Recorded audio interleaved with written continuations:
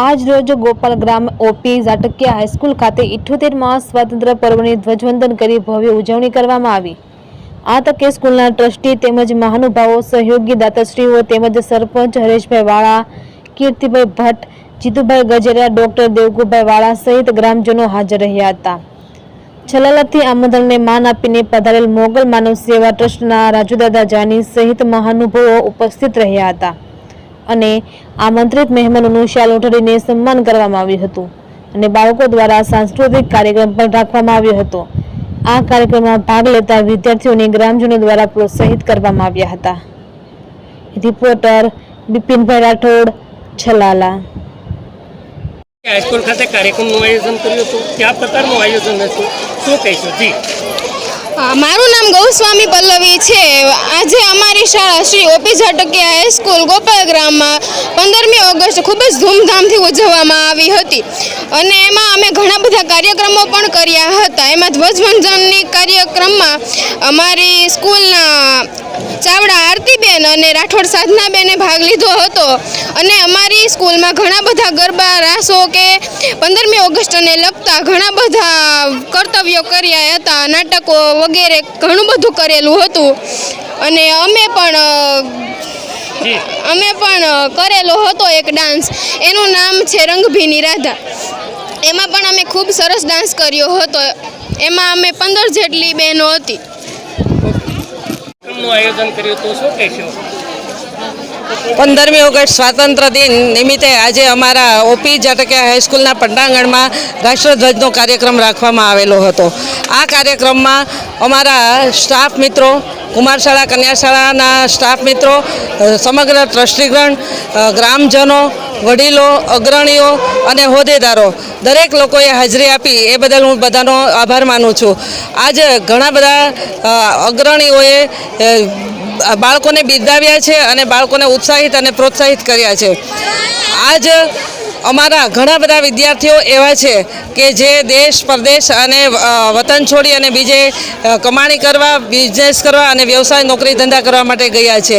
આ બધા વિદ્યાર્થીઓને, ગ્રામજનોને બધાને અમે લોકોએ આજે યાદ કર્યા છે અને આ સમગ્ર પટાંગણની અંદર એ લોકો પણ ખૂબ ધામધૂમ અને મસ્તી કરતા હતા। એ લોકોને આજે હું એ યાદ કરી અને કહું છું કે આટલું સરસ મજાનું ઓપી ઝાટકિયા હાઈસ્કૂલનું પ્રગતિ થઈ છે તો એ પ્રગતિના સહભાગી તમે પણ બનો। તમે પણ એક દિવસ આ જગ્યાની અંદર નાચ્યા હતા, કૂદ્યા હતા, ભણ્યા હતા અને રમ્યા હતા। તો આ પટાંગણને પ્રગતિશીલ બનાવવા માટે તમારો પણ યોગદાન, ફાળો હોવો જોઈએ।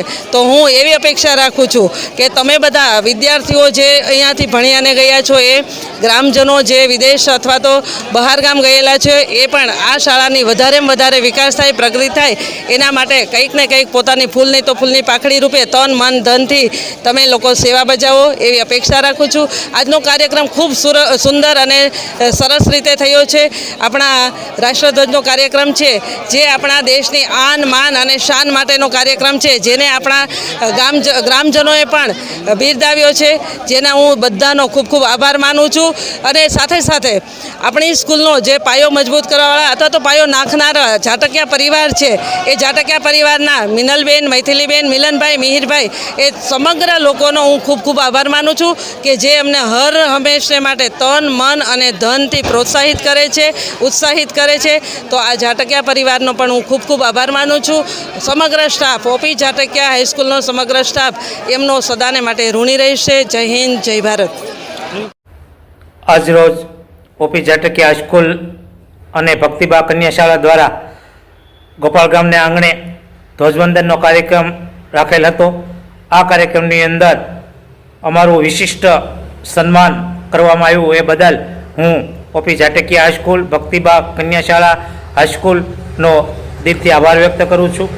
અમારી સેવાઓને દૂર દૂર સુધી પહોંચાડવામાં, લોકોના હૃદય સુધી અમારી વાતને પહોંચાડી રહેલા ડૉક્ટર દેવકુભાઈ વાળા, કીર્તિભાઈ ભટ્ટ તેમજ અમારી સંસ્થા સાથે જોડાયેલા પત્રકાર શ્રી પ્રતાપભાઈ વાળા, બિપિનભાઈ રાઠોડ, આ તમામ લોકોનો હું જાહેર આભાર વ્યક્ત કરું છું।